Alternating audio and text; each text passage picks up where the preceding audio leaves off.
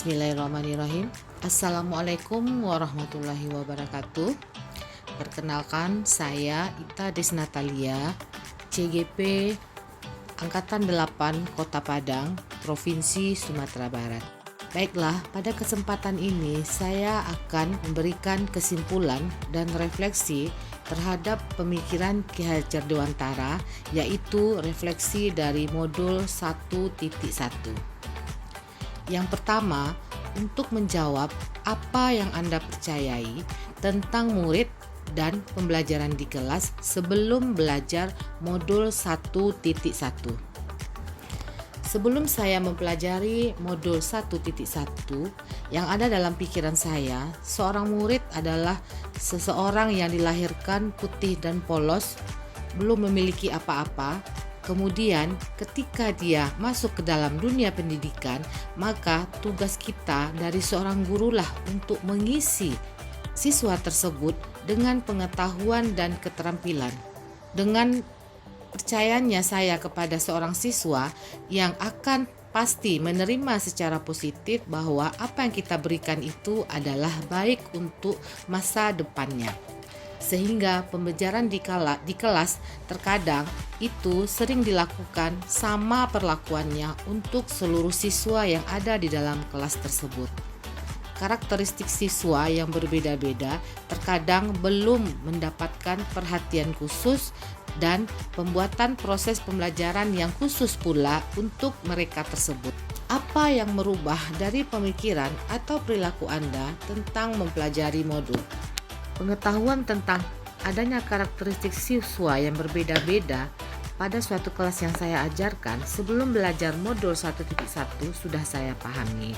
Akan tetapi, pada pembelajaran di kelas, bagaimana perlakuan siswa dalam pembelajaran tersebut masih saya rasakan kurang maksimal untuk memberikan pembelajaran yang sesuai dari kebutuhan siswa tersebut. Nah, kemudian untuk menjawab pertanyaan yang refleksi nomor 2, apa yang berubah dari pemikiran atau perilaku Anda setelah mempelajari modul 1.1? Nah, di sini setelah mempelajari modul 1.1 tentang filosofi Ki Hajar Dewantara, di sini saya merasakan bahwasanya setelah saya mempelajari modul 1.1, untuk pembelajaran di kelas selanjutnya saya harus merubah pemikiran saya bahwa siswa benar-benar memang harus mendapatkan pelayanan yang sesuai dengan karakteristik siswa. 1 orang siswa, 2 orang siswa, 3 orang siswa yang ada di kelas itu pasti dia memiliki karakteristik yang berbeda, meskipun ada yang sedikit, ada yang berbeda jauh. Nah, bagaimana kita sebagai seorang guru dalam menyikapi perbedaan-perbedaan tersebut dalam melaksanakan pelayanan dalam proses pembelajaran tersebut? Di sini kita sebagai pendidik hanya dapat menuntun tumbuh dan hidupnya kekuatan kodrat yang ada pada anak-anak tersebut sehingga mereka dapat memperbaiki lakunya, bukan dasarnya hidup dari kekuatan kodrat dari anak-anak tersebut. Dalam menuntun laku dan pertumbuhan kodrat anak tersebut, Ki Hajar Dewantara mengibaratkan pendidik ini sebagai seorang petani di mana dari biji-biji tumbuh-tumbuhan yang berbeda-beda tentu semuanya itu memerlukan perlakuan yang berbeda pula dalam proses pemberian tanah, pupuk dan segala macamnya sehingga biji-biji tumbuh-tumbuhan tersebut dapat berkembang dan memberikan hasil yang baik untuk memberikan keuntungan kepada seorang petani. Nah, dari hal inilah makanya kita sebagai seorang guru, langkah awal dalam memberikan pembelajaran haruslah mengenal terlebih dahulu karakteristik awal siswa kita, seperti apa gaya belajarnya, seperti apa lingkungan yang membesarkannya, seperti apa cita-citanya ke depannya, bakat yang ada dalam dirinya.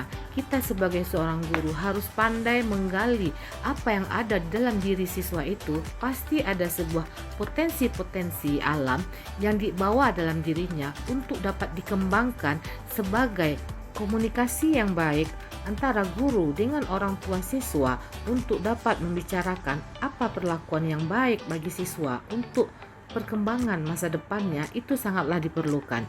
Selanjutnya, untuk menjawab hal yang nomor 3, yaitu apa yang dapat segera Anda terapkan lebih baik dari kelas Anda yang mencerminkan pemikiran Ki Hajar Dewantara.